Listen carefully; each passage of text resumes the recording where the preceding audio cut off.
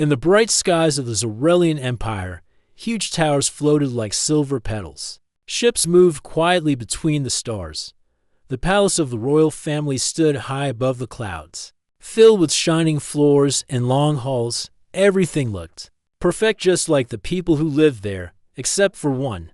Her name was Nira. She was the youngest daughter of the Empress, but no one spoke of her. She could not walk like others. Her legs were weak since birth, and her back did not grow straight. The royal healers tried to fix her, but nothing changed. In her world, this made her broken. Zorelians believed only the strong and perfect should rule. If someone was different, they were hidden, just like Nira every day. She sat in her floating chair near the garden window. Her long purple hair flowed over her shoulders, and her silver eyes looked out into the stars. No one visited her. No one spoke her name at royal meetings. Even her sisters, proud and tall, never stayed long. She was the princess no one chose. No one remembered. But Nira remembered everything. She remembered the day her name was removed from the list of bond partners in Zorelian culture. Royal children were offered to other noble families for life bonding. Her sisters had many suitors. Nira had none. Her heart ached, but she showed no tears. Tears were seen as weakness in the empire, so Nira stayed silent and watched the stars. Dreaming of flying far away somewhere, people didn't care about perfect bones or perfect faces. One morning, everything began to change. A ship from Earth arrived at the palace for a peace summit. The humans were not tall or glowing like the Zorelians. They looked soft, their skin different colors, their clothes simple. Many Zorelians laughed at them behind closed doors, but one human did not wear a uniform. He was not a leader or soldier. He carried tools and wires in a small pack. His name was Tamil, and he was just a technician, someone who fixed things when they broke. While others went to meetings, Tamil was sent to the garden level to check the power cables. The floating garden was full of light, flowers, and soft air. He worked quietly near a wall, not knowing a royal was nearby. Nira was sitting beside the pond, her chair parked under a star-leaf tree. She watched him with quiet interest. No one else ever came here. His hands moved quickly as he fixed a control box. A wire sparked, and he laughed softly to himself. It was the first real laugh Nira had heard in weeks. Suddenly, her chair made a soft beep. Pan stopped floating. Her lift had shut down. She tried to restart it, but nothing happened. Her fingers shook. She was stuck. She looked around. No guards were nearby. No helpers. Only the human. Tamil turned when he heard the beep. He saw her alone and unmoving. "Are you all right?" he asked gently. Nira blinked. No one ever asked her that. "My chair. It's frozen," she said quietly. Tamil stepped closer. "May I take a look?" he asked. He didn't touch anything. Without her answer, she nodded slowly. He knelt beside the chair and opened a small panel. The power core had overheated.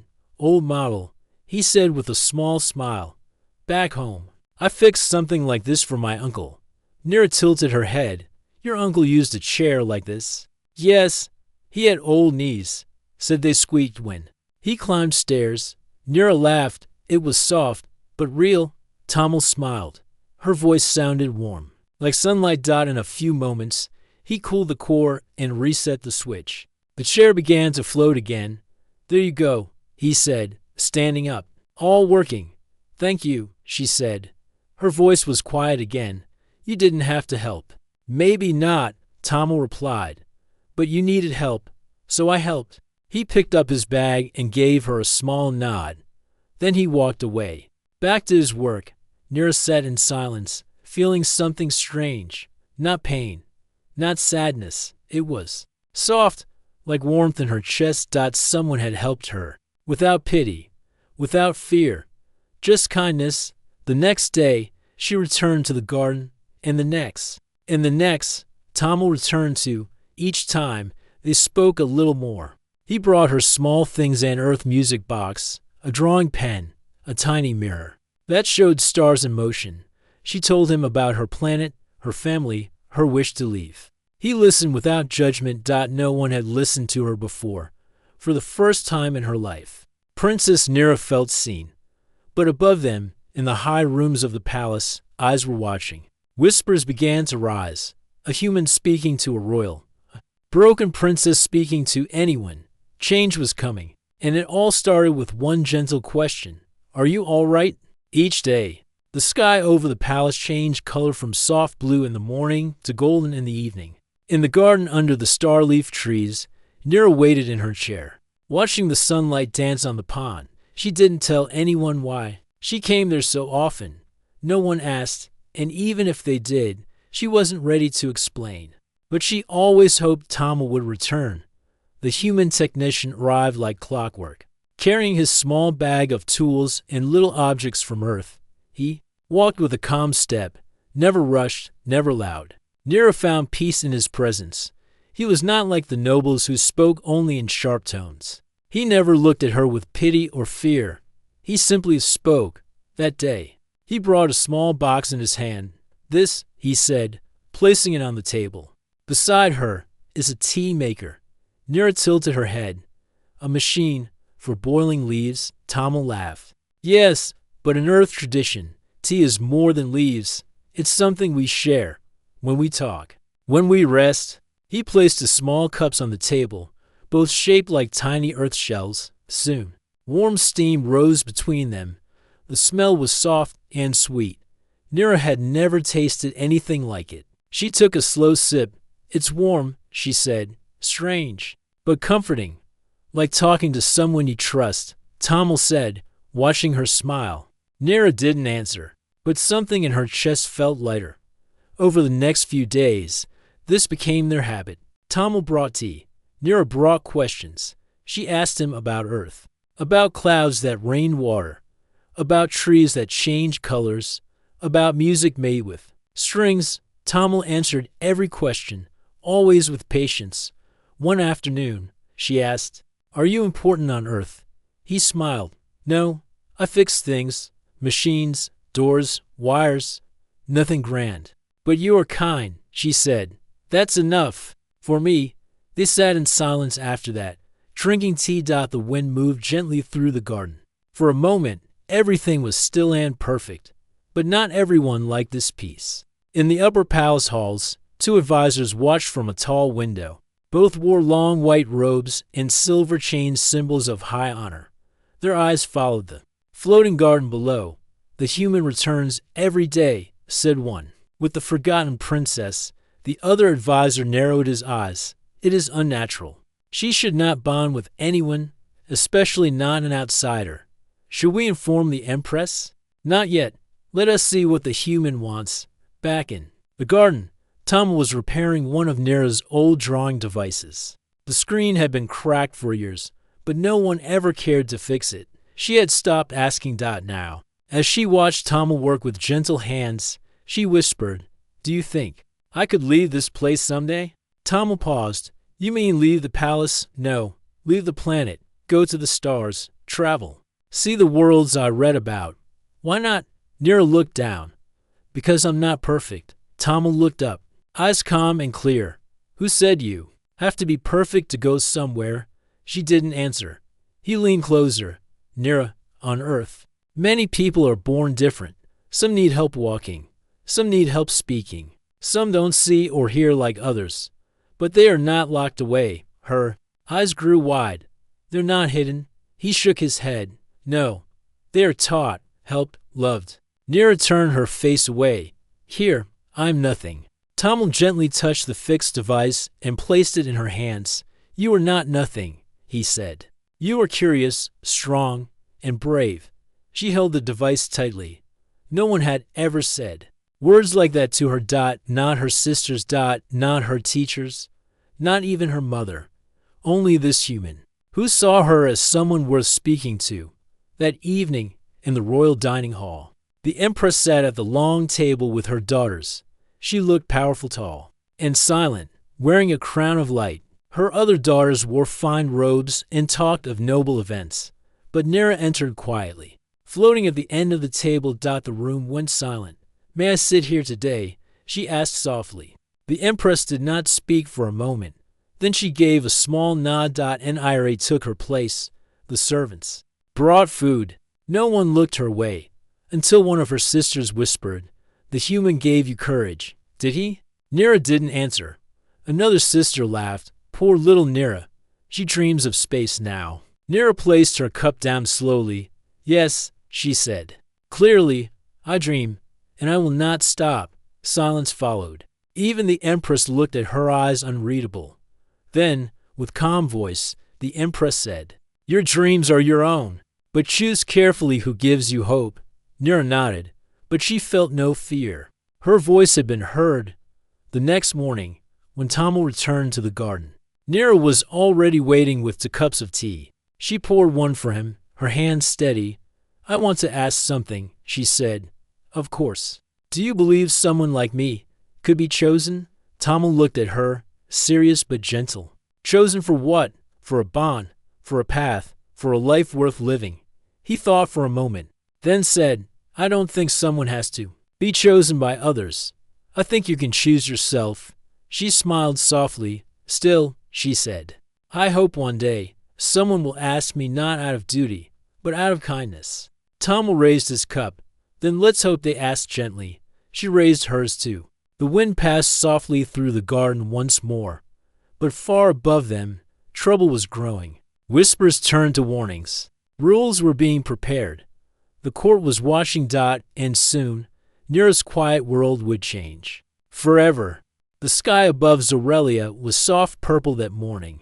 The air in the floating palace felt heavy not because of storms, but because of whispers. Servants moved quickly. Guards stood straighter. Advisors spoke in low voices behind tall golden doors. Everyone had noticed the same thing.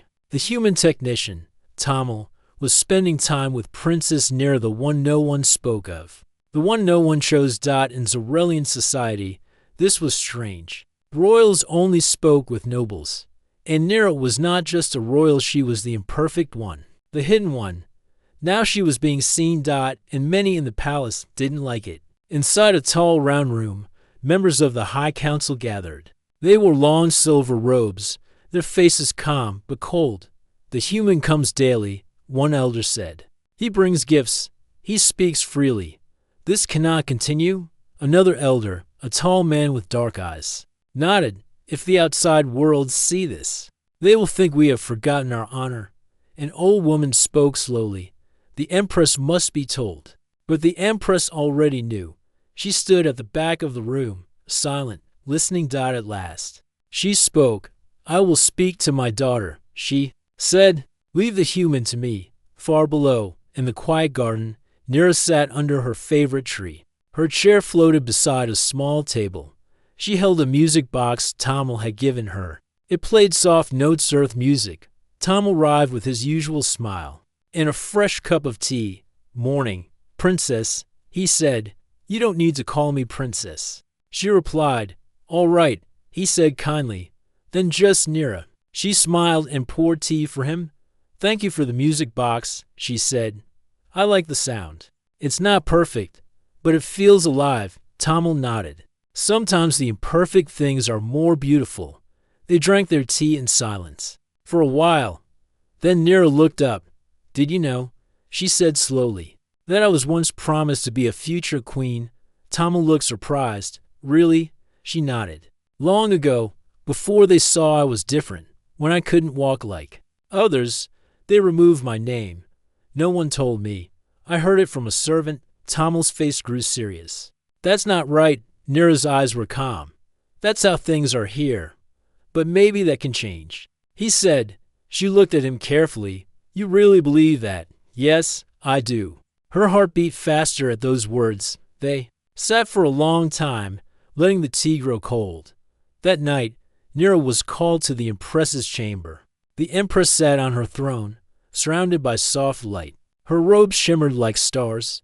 Her face showed no anger, but no warmth either. "Nira," she said, "you have been seen with the human." "Yes, mother.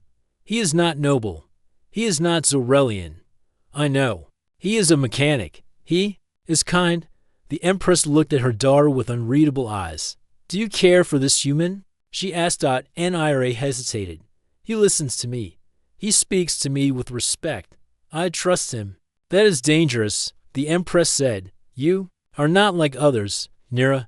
You must be careful who you open your heart to. I have already been careful my whole life, Nira replied quietly. But for once, I feel like I am alive.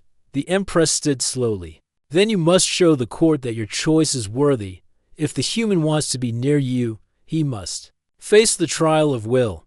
Nira's eyes widened. That trial is for royal suitors. He's not. The Empress raised her hand. Let him decide. The next day, 2 guards met Tamil in the hallway. They were not cruel, but they were firm. You are being called to the Empress, one said. Tamil followed without complaint. He didn't understand what he had done, but in his heart, he feared what might come. Inside the throne room, he stood before the Empress. Nira was at her side, her face calm but tense. You are the human who visits my daughter. The Empress said, "Yes, Your Grace. She says you have helped her. I only did what I thought was right. You wish to be near her. Speak to her. Perhaps bond with her." Tamil was silent. Then he looked at Nira.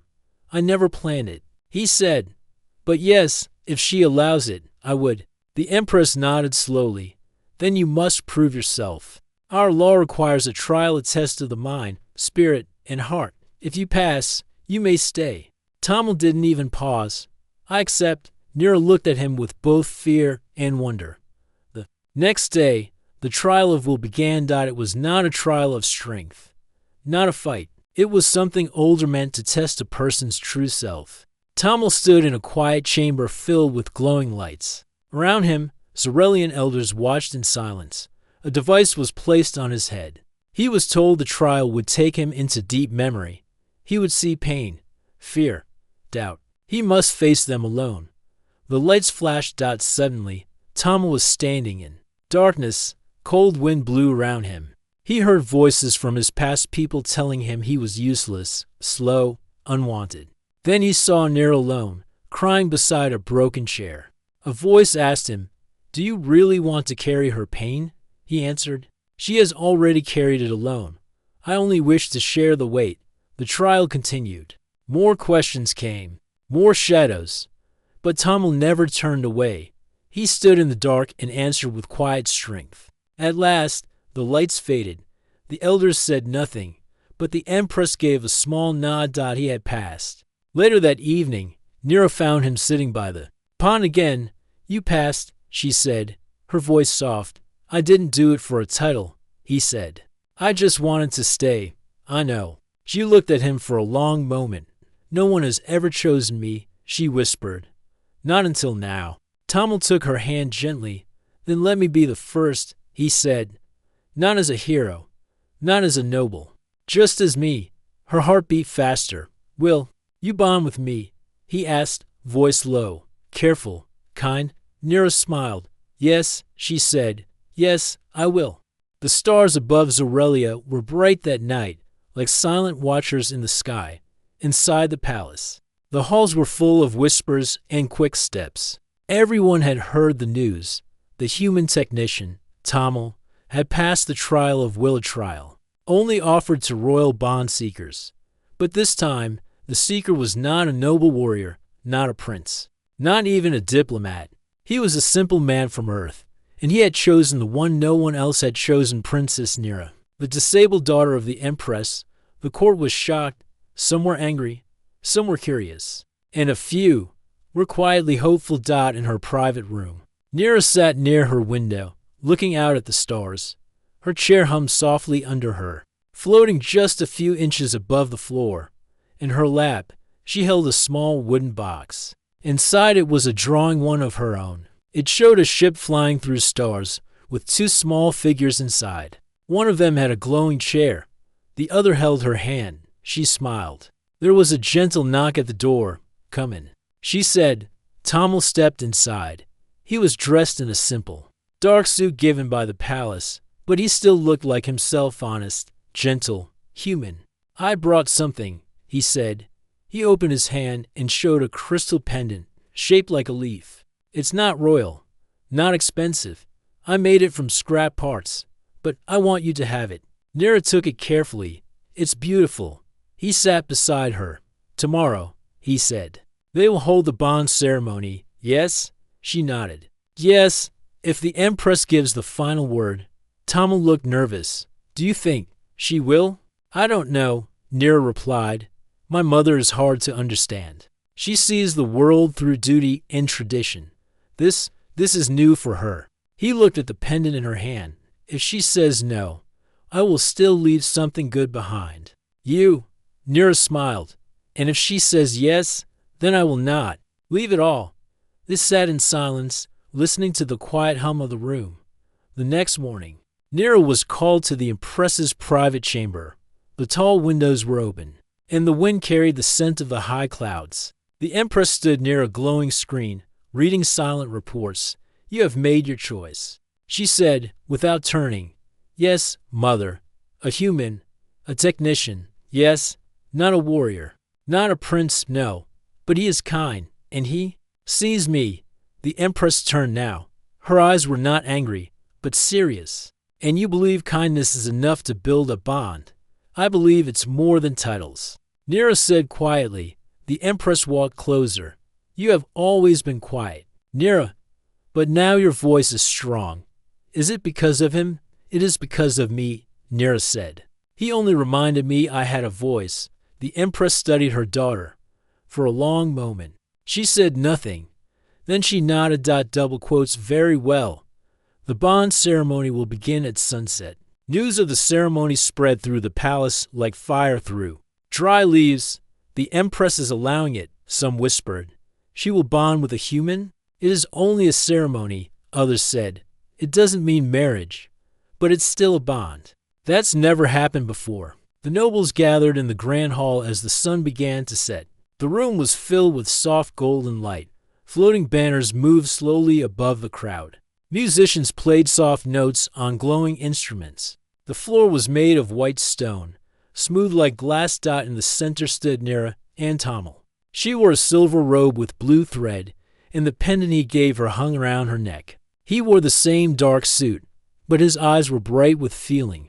The Empress stood before them, holding a small light disc in her hands. This bond, she said to the room, is not for power, not for war, not for politics. She looked at Tamil. It is built on choice, on care, on understanding.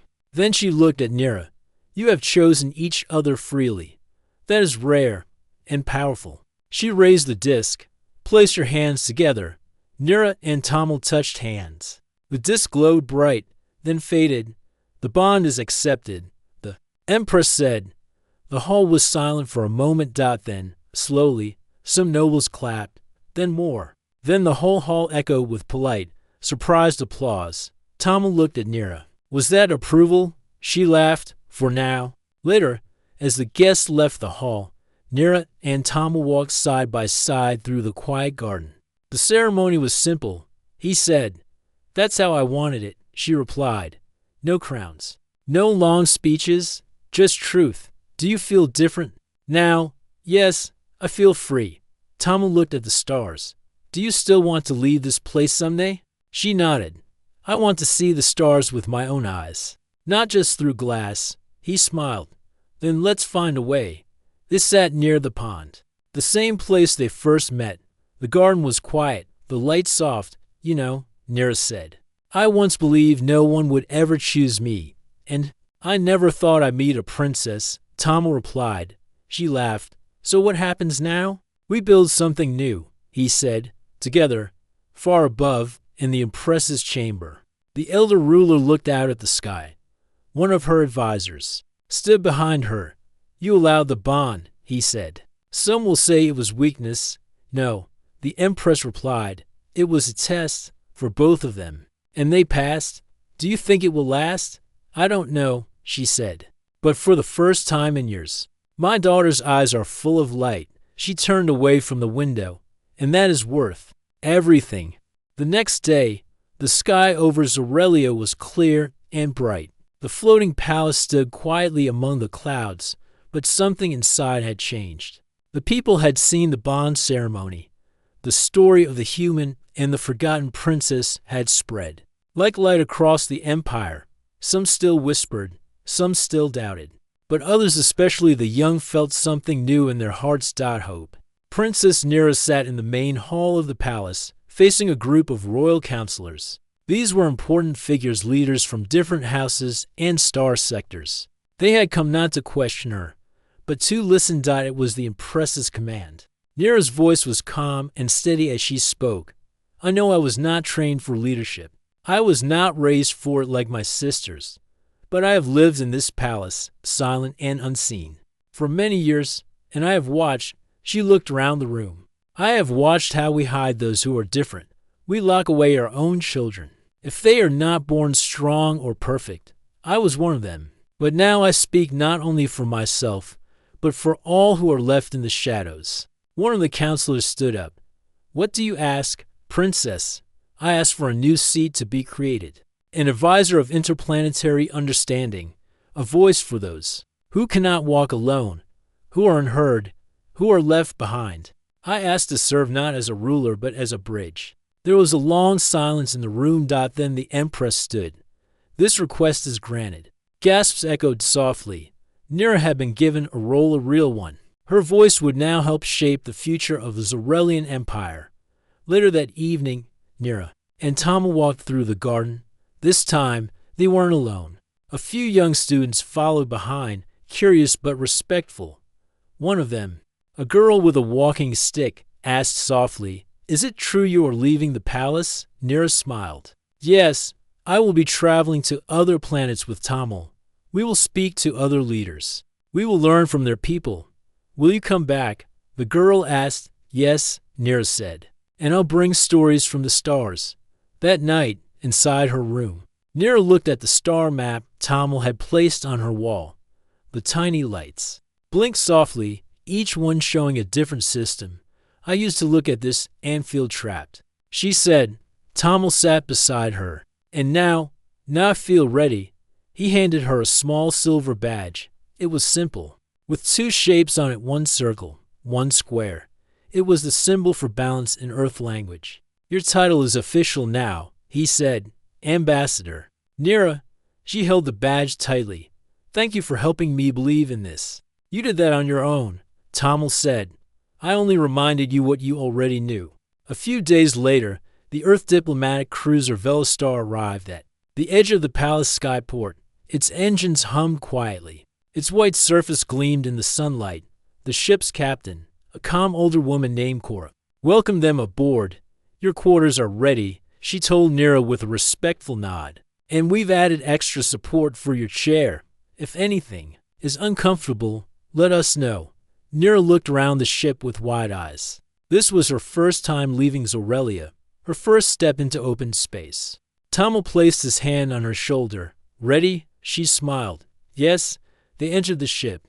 Together, as the cruiser lifted into the sky, Nira looked down at the palace. It grew smaller and smaller until it disappeared into the clouds. She felt no sadness, only strength. Her journey was just beginning.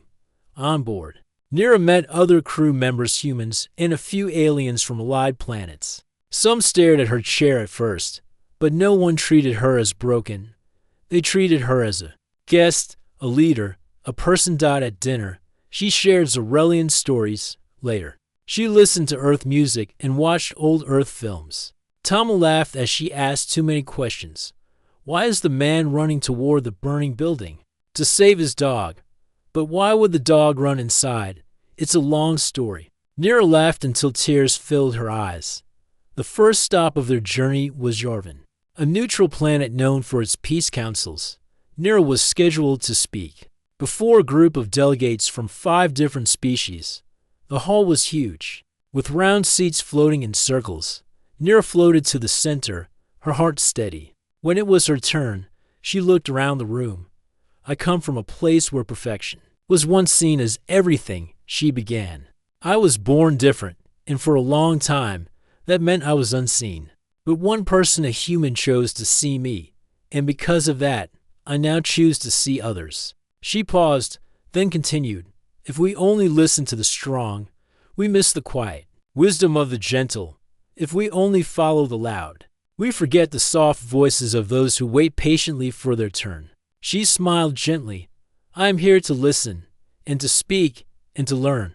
When she finished, there was no loud cheer, but one by one, the delegates stood each in silent respect. It was more powerful than clapping.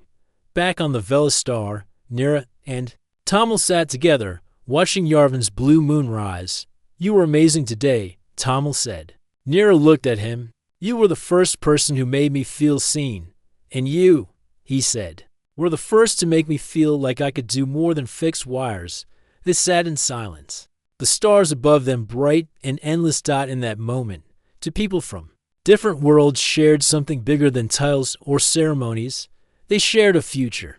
The Velastar cruised through space, its white hull shining under distant stars. Princess Nira and Tamil had traveled many light years from Zorelia, visiting planets and meeting many people. Each new world brought fresh challenges, but also new friendships and hope.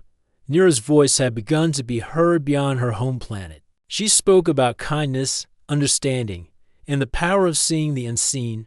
People listened. One morning, Nira stood before the great hall of the Galactic Assembly. The room was enormous, filled with delegates from dozens of planets. Some were tall and slender, others small and round. Some had many eyes, others had none. All were powerful leaders. Nira felt nervous. She was not a warrior or a noble queen here. She was a princess who once sat alone in a chair, a human's friend who had shown her kindness. She took a deep breath and began. "My name is Nira," she said softly but clearly. "I am from Zorelia. I come not to ask for power, but to ask for understanding." She told the assembly about her life, about being different, about being hidden, about the loneliness she had known. "But one human saw me," she said. "He did not see my weakness. He saw my strength." She paused. "We all have strength, not always in our arms or legs, sometimes in our hearts, sometimes in our minds." The room was silent. She spoke about how many planets treated those who were different as less. "I ask you to look again, to open your eyes and hearts, because when we exclude others, we lose a part of ourselves." When she finished, there was no applause at first, but slowly, one by one, delegates stood. Some clapped, some nodded, some whispered yes. Nira smiled quietly. This was more than she had hoped. After the speech, Tamil met her behind the scenes. "You were brave," he said. Nira shook her head. "You were the brave one. You helped me find my voice." Tamil laughed. "We helped each other." They walked together through the long halls of the assembly building. Outside, ships from many worlds waited, ready to take leaders back home. Nira looked up at the stars again. "We still have a long way to go," she said. Tamil nodded. "But every journey starts with one step." Over the next months, Nira and Tamil traveled to many more planets. They spoke at schools, at town meetings, even in small villages on dusty moons. Everywhere, they told the story of kindness, how one person's gentle question changed a life. On a cold desert planet, children with no arms watched Nira move her chair with ease. They smiled and waved, seeing hope in her eyes. On a water world, Nira helped build devices to assist swimmers with disabilities.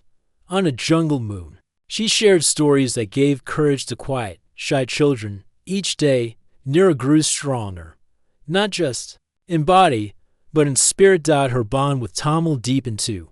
They learned each other's ways, his love for Earth's simple jokes, her passion for Zorelia's old songs. They were not just partners now, they were family.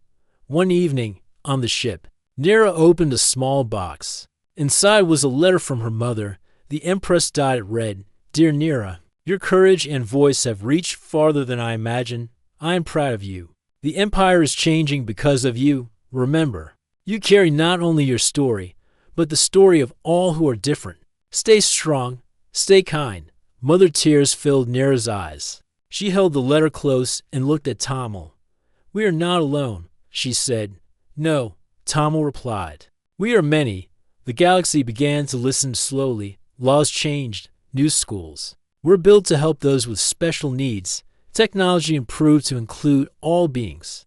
Voices once quiet grew louder. And through it all, the story of the disabled princess and the kind human who asked to bond with her spread across stars. In A small room on the Velastar, Nira looked out at a new planet below. The sun was rising, painting the sky with colors she had never seen before.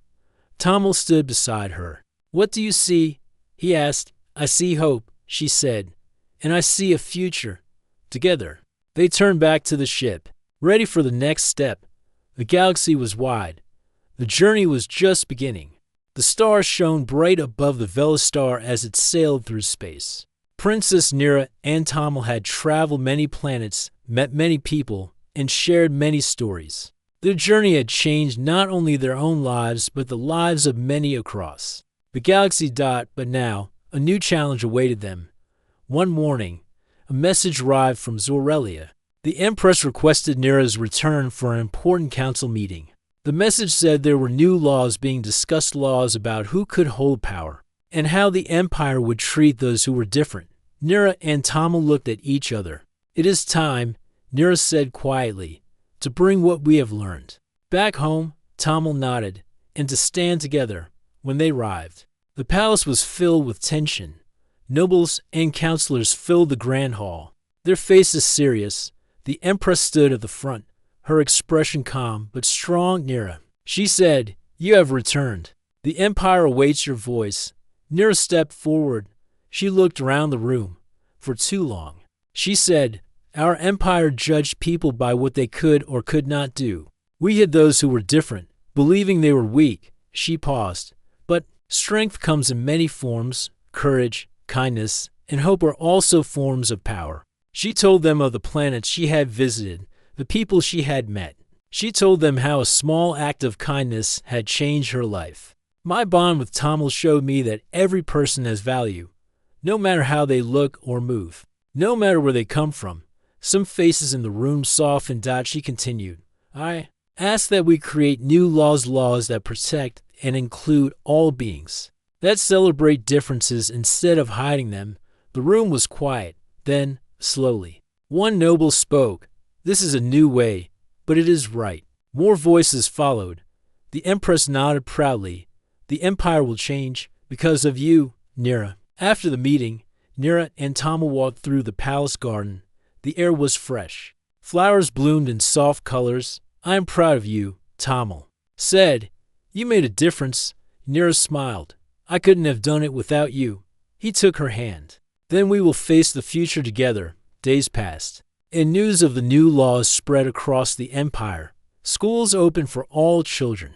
Workplaces changed to be more kind and helpful. People who were once hidden stepped into the light. Nira's chair was no longer a symbol of weakness, but of strength and hope. She traveled to towns and villages, sharing stories and listening to dreams. She was no longer the forgotten princess. She was a leader. One evening, under the stars, Nira and Tamil sat quietly. The sky was clear. She looked at him and asked, "Do you think we changed the galaxy?" He smiled. "Maybe not all at once, but we started something, and that is enough." She rested her head on his shoulder. Together, she whispered, "Years passed." Nira and Tamil continued their work, their bond growing deeper. The galaxy became more open, more kind, and more full of hope. And through it all, the princess who was once forgotten became a symbol of strength for many. Her story was told on distant planets and in quiet homes. It was a story of courage, kindness, and the power of a gentle question. A story that began with one human asking softly, "Will you bond with me?" and the princess saying, with all her heart, "Yes."